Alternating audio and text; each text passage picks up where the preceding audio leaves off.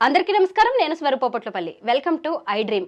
ఉత్తుంగ తరంగంలా ఎగిసిపడిన పాటల రచయిత కులశేఖర్ గారి జీవితం ఎలా విషాదంగా ముగిసిందో మనమందరం చూస్తూనే ఉన్నాం. ఆయన మరణం, ఆయన జీవితం ఇప్పుడు సొసైటీకి, సామాన్యులకి, సినిమా ఇండస్ట్రీకి ఎన్నో సందేశాలను, సంకేతాలను ఇస్తుంది. ఆయన జీవితాన్ని చూసిన తర్వాత మనం ఎలా ఉండాలి? అంతా బాగున్నప్పుడు అందరూ మన చుట్టూ ఉంటారు, ఏదైనా తేడా కొడితే ఎంతమంది మనతో ఉంటారు అని ఆలోచించుకోవాల్సిన పరిస్థితులు ప్రస్తుతం కనిపిస్తూ ఉన్నాయి. నాతో పాటు లైఫ్ కోచ్ నల్లమోతు శ్రీధర్ గారు ఉన్నారు. ఆయనతో మాట్లాడి అనేక విషయాలు తెలుసుకుందాం. నమస్తే శ్రీధర్ గారు. కులశేఖర్ గారి జీవితం గురించి పెద్ద చర్చ జరుగుతుంది. ఆయన ఎన్నో ఎత్తు పల్లాలని చూశారు. మానసిక రుగ్మత, ముఖ్యంగా ఆయన బ్రెయిన్ ఫీవర్కి గురైనప్పటి నుంచి కూడా ఆయన జీవితం అంతా మారిపోయిందండి. సొంత వాళ్ళు కూడా దగ్గర లేని పరిస్థితి, ఇండస్ట్రీ కూడా ఆయన్ని దూరం పెట్టాల్సిన పరిస్థితి వచ్చింది. ఎందుకు ఈ పరిస్థితి దాపురించిందంటారు? ఒక టాప్ లిరిసిస్ట్కి ఎందుకు ఇలాంటి దీనస్థితి వచ్చింది? ముఖ్యంగా చెప్పాలంటే సినిమా ఇండస్ట్రీలో చాలామంది, సినిమా ఇండస్ట్రీ కాదు, ప్రపంచంలో ఏ రంగమైనా తీసుకోండి, ఎదుగుతూ ఉంటే, సక్సెస్ అవుతూ ఉంటే మావాడు అని చెప్పేసి అని చెప్పుకుంటూ ఉంటారు. అసలు ఎంతటాడో, నిన్న మొన్నటిదాకా నాతో పాటే మా ఇంటి పక్కనే ఉండేవాళ్ళు ఇలా మాట్లాడుకుంటూ ఉంటారు.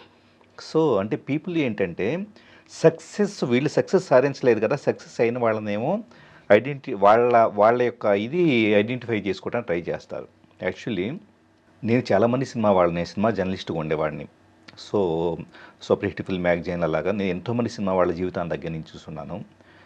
పైకి జనాలు, ఆడియన్స్ చాలామంది అంటూ ఉంటారు, మావాడు, మా హీరో, మాకు మించిన ఏది ఇంకా మా కుటుంబంలో సభ్యుడు అని చెప్పేసి అని పాలాభిషేకాలు చేస్తూ ఉంటారు, రకరకాలు చేస్తూ ఉంటారు.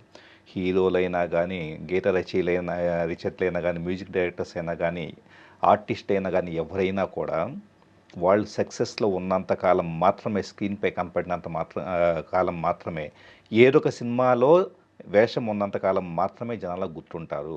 వాళ్ళు ఒకవేళ ఏదో అనారోగ్య సమస్య వలన కానీ, ఆర్థిక సమస్యల వలన కానీ, కుటుంబ సమస్యల వలన మానసికంగా కుంగిపోయి కానీ, డిప్రెషన్లోకి వెళ్ళిపోయి వాళ్ళు బయటకు కనపడకపోతుంటే, వాళ్ళకి అవకాశాలు తగ్గిపోతే ఆటోమేటిక్గా ఫలానా వ్యక్తి ఉండాలి కదా అని చెప్పేసి అనే విషయం కూడా చాలామంది గుర్తురాదు.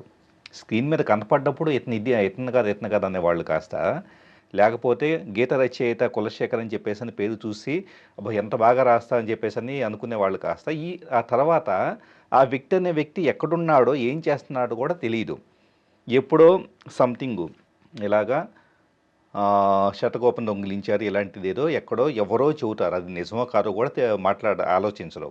సింపుల్గా ఇక నిందలు వేయటం కానీ, కామెంట్ చేసుకోవటం కానీ, జడ్జిమెంట్లు కానీ, ఇంకా వీళ్ళే జడ్జిలైనట్లుగా. సో ఒక వ్యక్తి జీవితం మొత్తాన్ని కూడా శాసన చేసి ఆ విధంగా చేయటం తప్పు, ఈ విధంగా చేయటం తప్పు, అలా బతకూడదు, ఇంకా ఆ మాత్రం ఇప్పుడు అతను హెల్త్ చూపించుకోవడం విషయం కూడా హెల్త్ చూపించుకోకుండా ఎందుకు అశ్రద్ధ చేశారు, ఈ టైప్ ఆఫ్ కామెంట్లు పీపుల్ చేస్తూ ఉంటారు. అంటే ఒక మనిషి జీవితంలో ఫేస్ చేసే ఒక లోని అర్థం చేసుకునే మెచ్యూరిటీ పీపుల్కి లేదా?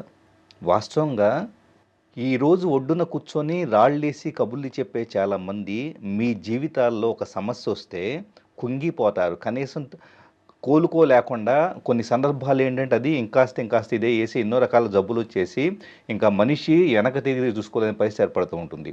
దురదృష్టవశాత్తు సినిమా ఇండస్ట్రీలో కానీ, గ్లామర్ ఇండస్ట్రీలో కానీ, మీడియాలో కానీ ఒక మనిషికి అనారోగ్యం ఉన్నా చెప్పుకోవటానికి పైకి సాధ్యపడదు. వాళ్ళు ఎక్కడన్నా హాస్పిటల్స్కి వెళ్ళాల్సి వస్తే ఒక హీరోనో, హీరోయినో, లేకపోతే ఆర్టిస్టో, లేకపోతే కనుక ఇంకా రిమైనింగ్ మ్యూజిక్ డైరెక్టర్సో, లిరిక్ రైటర్సో, వీళ్ళంతా కూడా ఏదన్నా అనారోగ్య సమస్య వస్తే డాక్టర్ దగ్గరికి వెళ్తే డాక్టర్ తన ప్రైవసీ కాపాడే వ్యక్తులను చూసుకోవాల్సిన పరిస్థితి ఉంటుంది. వీళ్ళు ఎప్పుడన్నా కానీ వీళ్ళకి ప్రాబ్లం ఉందన్న విషయము పొరపాటున తట్టుకోలేక ఫ్రెండ్కో, అంటే పక్కనుండే కొలీగ్కో ఎవరికన్నా చెప్పారనుకోండి, అందే ఇండస్ట్రీలో ఉన్న వాళ్ళకి, వాళ్ళు ఎవరన్నా పాసివ్లీ ఎవరికన్నా చెబితే కనుక ఇప్పుడు అదంతా కూడా చర్చలాగా నడుస్తుంది. వాళ్ళకి ఇంకా అవకాశాలు రావటం తగ్గిపోతూ ఉంటుంది. అంటే ఎప్పుడు లోపల బాధనే దిగమింగుని పైకి వచ్చేటప్పటికే అంతా బ్రహ్మాండంగా ఉన్న నాకేంటి అని చెప్పేసి అని బతకాల్సిన పరిస్థితి, అంటే పైకి కూడా నటించాల్సిన పరిస్థితి. సో ఇది చాలా దారుణమైన పరిస్థితి. శ్రీధర్ గారు, నాకు ఒక విషయం సర్ప్రైజింగ్గా ఏమనిపించిందంటే, అసలు కులశేఖర్ గారు రాసిన పాటల్ని ఇప్పటికీ మనం ఎవ్వరం కూడా మర్చిపోలేం. అంత అద్భుతమైన పాటలు ఇచ్చారు.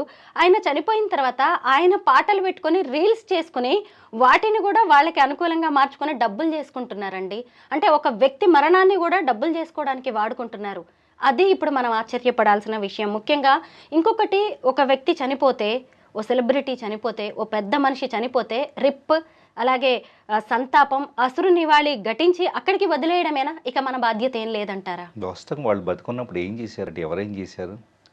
ఈరోజు పేరాలు రాస్తున్న వాళ్ళంతా కూడా పేరాలు ఫేస్బుక్లో రాయొద్దు, ఇన్స్టాగ్రామ్లో రీల్ చేయటమో, యూట్యూబ్లో వీడియోలు చేయటమో, లేకపోతే కనుక అన్ని మీడియా ఛానల్స్ వీడియోలు చేసేసి ఈ విధంగా చేయటం కాదు. మీరు వెళ్ళేసి నిజంగా చెప్పాలంటే కనుక వెళ్ళేసి ఈ వ్యక్తి ఎప్పుడో మనం చదివాం కదా, ఒక కథనం చదివాం కదా, అతను ప్రాబ్లంలో ఉన్నాడని చెప్పేసి అని అతన్ని ద్వారా సినిమాలు చేసిన ఆ సినిమాలకు సంబంధించిన మొత్తం క్రూ, అలాగే మీడియా వాళ్ళు కానీ ఫ్రెండ్స్ కానీ ఎవరైనా వెళ్ళేసి బతుకున్నప్పుడు వెళ్ళేసి హెల్ప్ చేసి ఉండాల్సింది.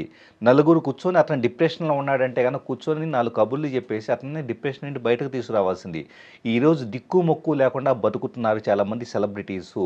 కనీసం లోపల ఉండే కుంగుబాటుని, డిప్రెషన్ని బయటకి చెప్పుకోవడానికి ఒక మనిషి దొరక్క ఎక్కడ చెప్పుకుంటే కనుక ఎక్కడ వాల్యూ పడిపోతుందని చెప్పేసి అని లోపల కుమిలిపోయి చచ్చిపోతూ ఉన్నారు.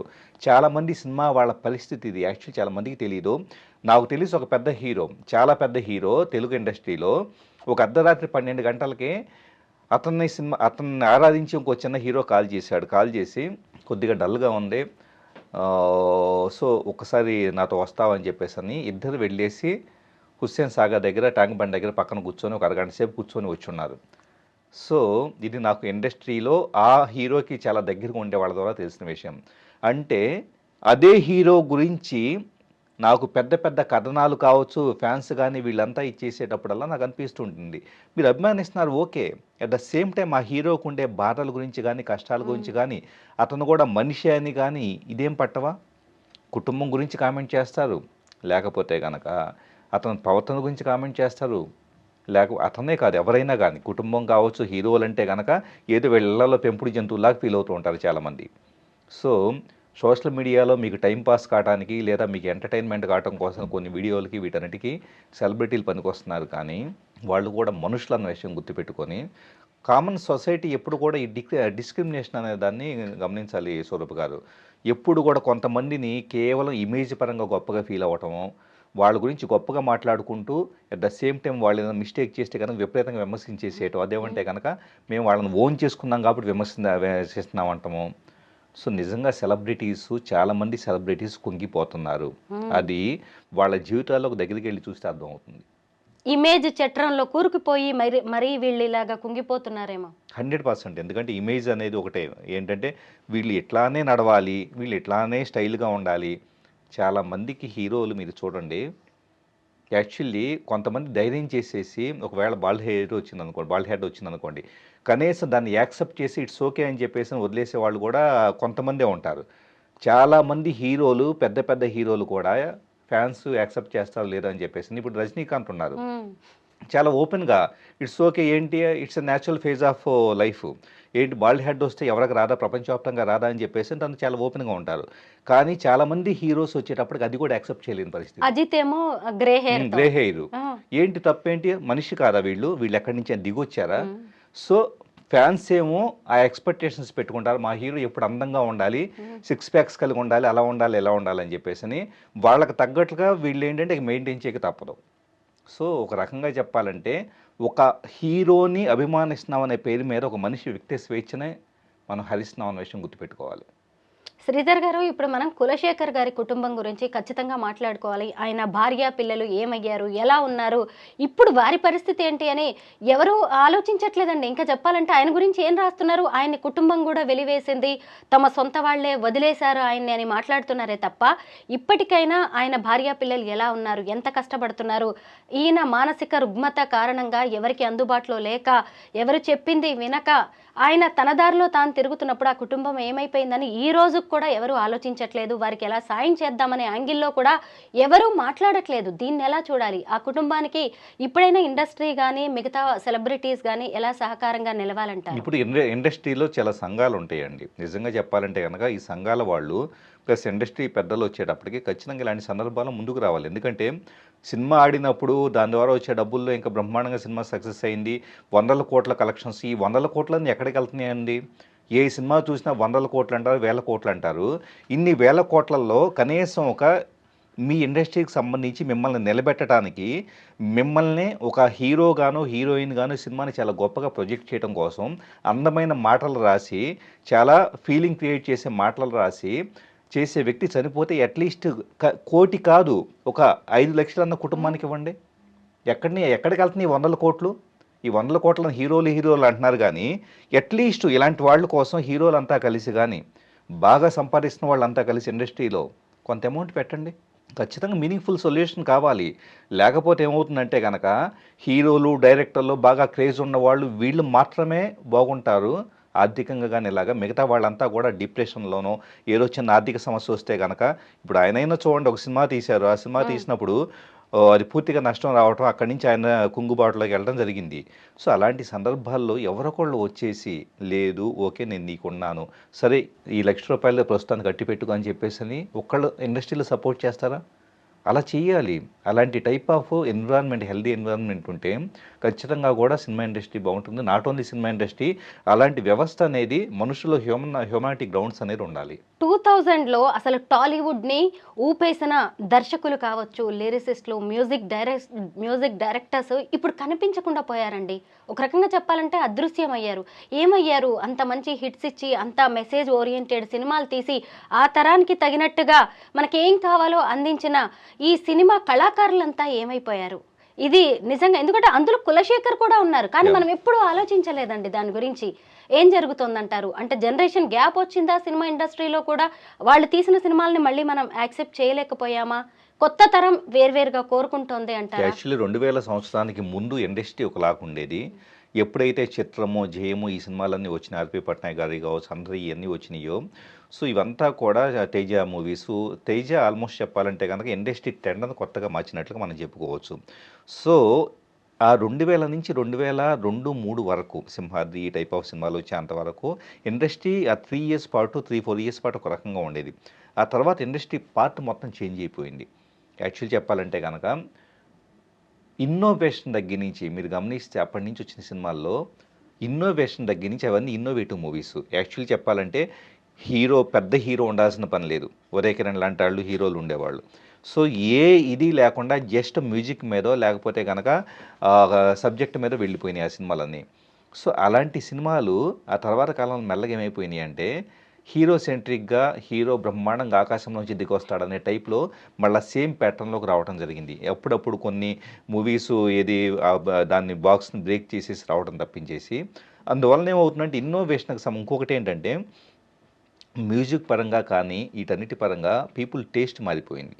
ఇంటర్నెట్ అందుబాటులోకి బాగా వినియోగంలోకి వచ్చిన తర్వాత ఇంటర్నేషనల్గా ఉండే మ్యూజిక్ వీటన్నిటిని ఎక్కువగా వినటం కానీ, పీపుల్ ట్రెండ్స్ చేంజ్ అయిపోవటం కానీ, దీంతో ఏమవుతుందంటే లిరిక్ రైటర్కి అసలు యాక్చువల్ చెప్పాలంటే పెద్ద ఇంపార్టెన్స్ లేదు ఇవాళ. మ్యూజిక్ అనేది లిరిక్స్ ఎలా అయినా రాయండి, ఏమన్నా రాయండి. సో మ్యూజిక్ డామినేట్ చేస్తే చాలు, మ్యూజిక్ బ్రహ్మాండంగా ఉంటే చాలు అనే ట్రెండ్ అనేది మారిపోవటము. దీంతో ఏమవుతుందంటే కనుక చాలా వరకు పూర్తి ప్యాటర్న్ ఆఫ్ మూవీ మేకింగ్ అనేది చేంజ్ అయిపోయింది. అందువలన అప్పటి వాళ్ళు సర్వైవ్ అంటే అవకాశాలు లేకపోవటం. ఇప్పుడు నాకు తెలిసి చాలామంది డైరెక్టర్స్, సినిమా డైరెక్టర్స్ వీళ్ళు పెద్ద పెద్ద వాళ్ళు ఉన్నారండి. Still they are searching for movies. ఇప్పుడు అతి పెద్ద పెద్ద మూవీస్ తీసిన వాళ్ళు పేర్లు చెప్పకూడదు కానీ అసలు చెప్పాలంటే ఇండస్ట్రీ హిట్లో ఒక 5-6 సినిమాలు, 7-8 సినిమాలు తీసిన వాళ్ళు కూడా ఈరోజు ఎక్కడన్నా కానీ ఒక చిన్న ప్రొడ్యూసర్ దొరుకుతాడా, ఒక ప్రాజెక్ట్ ఉంది చేద్దామని చెప్పేసి వెతుకులాడుతున్నారు. ఇండస్ట్రీ అంటే అంతే, ఇక్కడ ఎంతకాలం కొనసాగుతారో కూడా సర్టెంటీ ఉండదు. ఒకవైపు హిట్ వస్తేనేమో ఎగిరిపడ్డం, ఫట్ వస్తే కుంగిపోవడం, ఇలా చాలామంది ఉంటారండి. ఇప్పుడు మనం కులశేఖర్ గారి జీవితాన్ని చూసి ఇండస్ట్రీ కావచ్చు, లేదంటే నార్మల్ కామన్ మ్యాన్ అయినా సరే, లేదు సెలబ్రిటీస్, వీళ్ళందరూ ఏం నేర్చుకోవాలంటారు? ముఖ్యంగా చెప్పాలంటే అహం అనేది చాలా, అంటే అహం అనే పదం కులశేఖర్ గారికి వర్తించింది అంటలేదు. అహం అనే పదం చాలా ఇండస్ట్రీలో చాలా మందికి ఉంటుందండి. బాగా పేరు రాగాల నా అంతటి వాడు లేడు, ఇంకా నేనేంటి, ఇంకా అది ఇది అని చెప్పేసి అని టకటక రకరకాల తప్పుడు నిర్ణయాలు తీసుకుంటారు. చాలామంది చేసిన మిస్టేక్ ఏంటంటే ఇండస్ట్రీలోకి వచ్చిన తర్వాత ఒక సినిమా బాగా ఆడింది అనుకోండి, ఆడంగానే టకటక దాంట్లో వచ్చిన డబ్బుల్ని విచ్చలవిడిగా ఖర్చు పెట్టడం కొంతమంది చేస్తుంటారు. కొంతమంది ఏం చేస్తారంటే ఈ డబ్బులతో మేము రియల్ ఎస్టేట్ చేయాలని చెప్పేసి రియల్ ఎస్టేట్కి వెళ్ళిన వాళ్ళు ఉంటారు. కొంతమంది సినిమాలు తీయాలని చెప్పేసి అని సినిమాలు మొదలుపెట్టేసి వచ్చింది మొత్తం ఊడ్చిపెట్టుకుపోయిన వాళ్ళు ఉన్నారు. So financial stability, emotional stability, emotional balance అనేది సినిమా ఇండస్ట్రీలో చాలా అవసరం. ప్లస్ మన చుట్టూ పేరు రాగానే 10 మంది రోజు కాళ్ళు వేసుకొచ్చేసి మన చుట్టూ ముగ్గుతూ ఉంటారు. సాయంత్రం అయితే ముందు పార్టీలను రకరకాలు ఏదో సంథింగ్ నడుస్తూ ఉంటాయి. సో వీళ్ళంతా కూడా నీకేంటన్నా అది ఇది అన్న టైప్లో మాట్లాడుతూ ఉంటారు. సో ఇలాంటి క్వాటరీని మీ చుట్టూ ఉన్నారంటే ఇదే క్వాటరీ మీ అసలు మీరేంటో అర్థం కాకుండా తొక్కిపారేసేలాగా తయారు చేస్తారు. సింపుల్గా సక్సెస్ వచ్చినా అది ఆ మూమెంట్ కంటే it's okay, next project ground work చేసుకోండి, లేకపోతే కనుక ఇంకాస్త స్కిల్స్ పెంచుకోండి, ఇంకాస్త కొత్త ఇప్పుడు ఇండస్ట్రీ ఎలా నడుస్తుంది, అందరికంటే యూనిక్గా ఏం చేయొచ్చు అని చెప్పేసి అని ఈ టైప్ ఆఫ్ చేసిన వాళ్ళు ఎవరు కూడా ఫెయిల్ కాలేరండి. ఎవరైతే 1-2 సక్సెస్లు చూసి ఇంకా నన్ను మించిన వాళ్ళు లేరనుకున్న వాళ్ళు మాత్రమే ఇబ్బంది పడుతూ ఉన్నారు. రెండో థింగ్ ఏంటంటే ఈ తప్పుడు నిర్ణయాల వల్లనే వాస్తవంగా ఏంటంటే సినిమా తీయాల్సినంత అవసరం ఎవరికీ లేదు. ఇప్పుడు బాగా డబ్బులు ఉన్న రామానాయుడు లాంటి వాళ్ళే స్టార్టింగ్లో ఆయన చాలా చాలా ఇబ్బంది పడేసి అప్పట్లోనే సినిమా తీయడానికి చాలా కష్టపడ్డారు. వాళ్ళున్న కండిషన్స్లో ఇండస్ట్రీలో ఎంత కాంపిటీషన్ ఉన్న తర్వాత మనం తీసే సినిమా ఎంత ఆడుతుంది, ఈ టైప్ నిర్ణయాలు కూడా తప్పుడు నిర్ణయాలు అవ్వటం వల్ల చాలామంది ఇబ్బంది పడ్డారు. థ్యాంక్ యూ శ్రీధర్ గారు. కులశేఖర్ గారి మరణానికి సంబంధించి చాలా మంచి అనాలిసిస్ ఇచ్చారు.